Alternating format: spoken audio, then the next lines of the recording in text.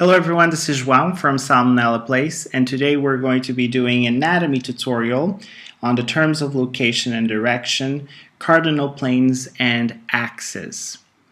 I'm going to be doing this very basic topic, but important because you need to know how to locate body structures in anatomy. Another thing that I would like to say is that I'm going to go between Latin and English because some programs do this or use the Latin terminology and others do or teach in English. Now the first thing to know, first thing that we're going to talk about are cardinal planes. And it's important to know that there are three. And the first one that I'm going to highlight here, this is the sagittal plane.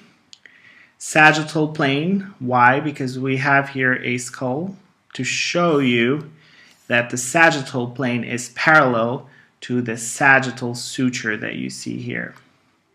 And this plane runs from front to back and cuts, let's say, the body or divides the body into right and left. Another important thing to know, and what I have here, is an exact, so if the sagittal section that you see here is made in the exact midline, it will result in equal and symmetrical right and left halves, and this then is called the mid-sagittal plane, exactly as we see here. If we were to move this plane here a little bit to the left or the right, then but still maintaining the same position as we see here, the same front to back direction, what we would do, say if we would move a little bit this way, this then would be called the parasagittal plane. Now, clearing up this sagittal plane here, I'm going to move on to the second plane, and this is the coronal plane. And also using the skull here, I can show you that the coronal plane is parallel or runs parallelly with a coronal suture here on the skull. Another important thing to say is that lengthwise this plane will be running from side to side as you see here, and it divides the body or any of its parts into interior. I'm going to show here with an arrow, so with anterior and posterior portions, let's say. Also called, this can also be called the frontal plane. Now moving on to the third and final plane. This is called the transverse plane, and it's a crosswise plane that divides the body or any of its parts into the upper, as you see here, and the lower parts, and is also called the horizontal plane. So now we're going to discuss the three body axes using the three body planes that we have here. And the first one is the vertical or longitudinal axis, as I'm drawing here. And in the standing position, this axis will run through the body craniocaudally, meaning from the head to the tailbone, and is perpendicular to the ground. Also, it's important to know that it lies in the intersection of the coronal and sagittal planes. The next axis that I need to discuss is the sagittal axis, and this axis is running antero-posteriorly, meaning from the front to the back or vice versa, and lies at the intersection of the sagittal and transverse planes. Third and final body axis that we need to know is the transverse or horizontal axis. And this one is running from side to side as we see here and lies at the intersection of the coronal and transverse planes.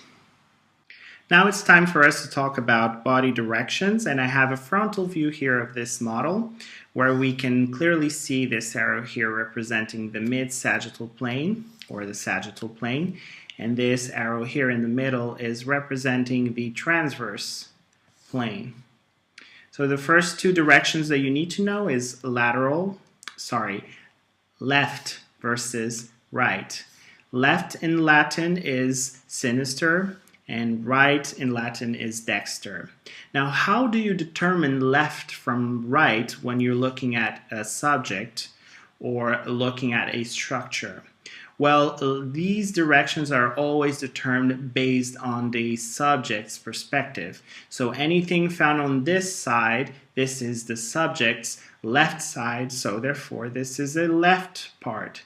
And we can call or say that the lung here found here is the left lung and the left kidney, and so on and so forward. Same thing applies on this side, so anything on this area here, this is right, the right side of the subject, and therefore we can call the right lung, the right kidney, and so on and so forward.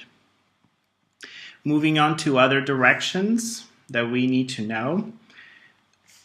Another two L's that I need to write for lateral.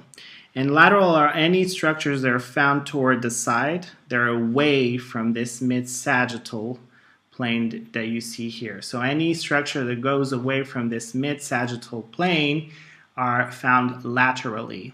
An example of this, if we compare the eyes with the nose, the eyes are definitely found lateral to the nose because it's going away from the mid-sagittal plane.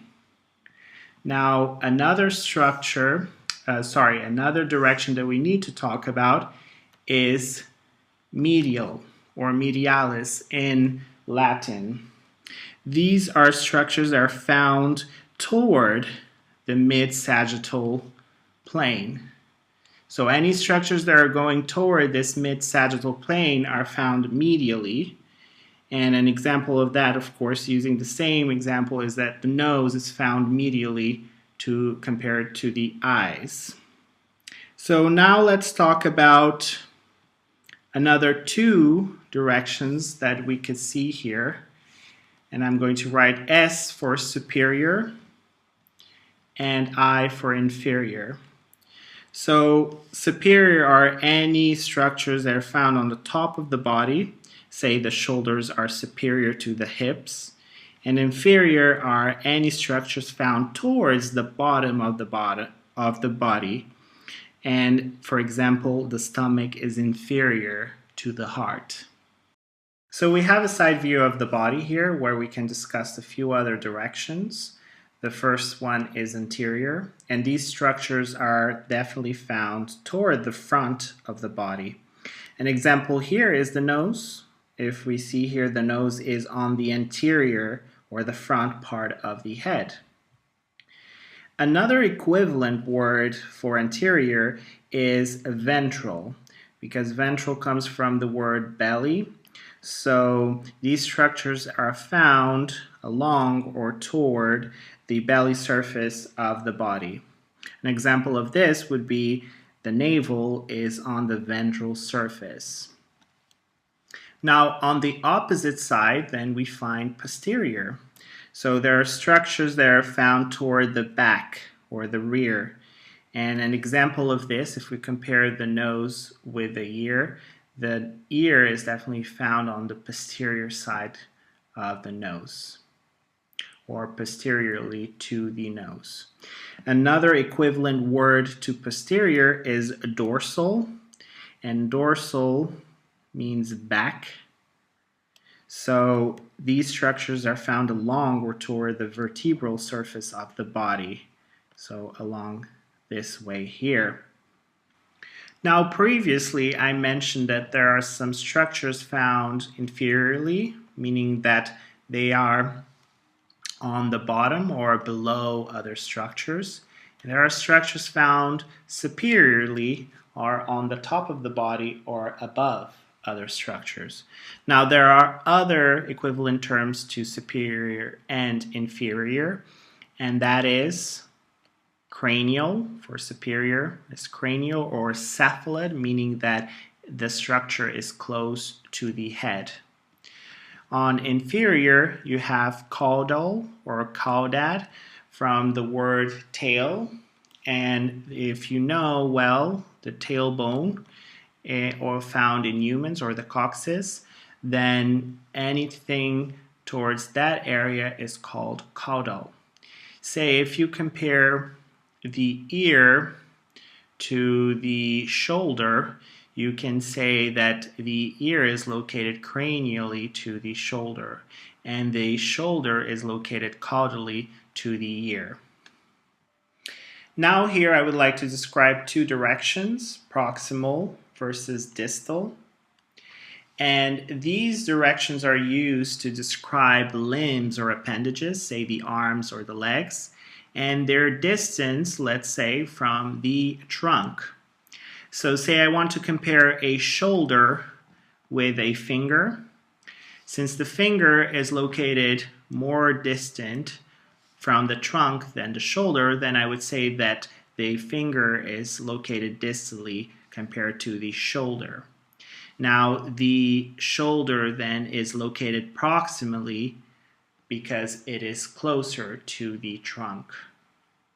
If you look closely at your textbooks, you will usually see that the model's hands are usually, or the palm of their hands are usually facing forward. Because when you mention on the palmar region is usually this direction. So anything found on the palmar side then usually has the name, or has palmar associated to its name. Now on the opposite side, or the back of the hand, is called dorsal. This is the dorsal side of the hand. And usually you will see that structures on this side have dorsal to their names. When you're looking at structures of the feet or on the feet, you have two directions that you need to consider. One is the superior part, but also known as the back of the feet, and that's of course the dorsal part. Anything on this side here, on the plant of the feet, then it's called inferior or plantar. So I'm drawing here a midline, and this is the last slide of this lecture, where I'm going to show you that there are other ways of giving directions based on the bones. So say if I want to use the radius and the ulna, so I'm going to write here, this is the position or direction of the radius, and the ulna is found here. And if I go down to the lower leg, I can say that the fibula is found here, and on this place I can find, on this area here or direction, I can find the tibia. And looking here, this is the midline. So towards the midline or medially, I can find the ulna and the tibia. And I can also say and describe that structures are found on the ulnar side or the tibial side. And the same thing, going away from the midline, I find things, the radius and the fibula, going laterally, and therefore I can say that structures are found on the radial and fibular side.